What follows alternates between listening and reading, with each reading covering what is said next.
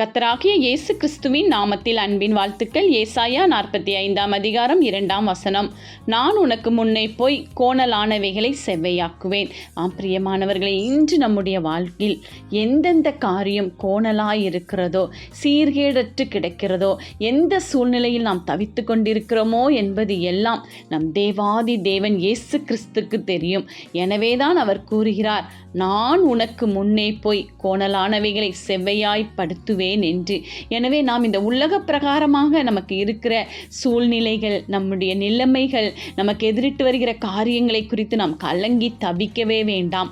நமக்கு முன் செல்கிற தேவன் நம்மோடு இருக்கிறார். நம்மை பாதுகாத்து நமக்கு முன் சென்று வழிகளை செவ்வைப்படுத்துகிறவர் நம்மோடு இருக்கிறார். எனவே எந்த ஒரு கலக்கமோ தேக்கமோ எந்த விதமான ஒரு சூழ்நிலையாய் இருந்தாலும் சரி, எல்லாவற்றையும் நம் தேவன் பாதுகாத்து நம்மை வழிநடத்துவார். அவர் நம்மோடு இருக்கிறார். ஆமென்.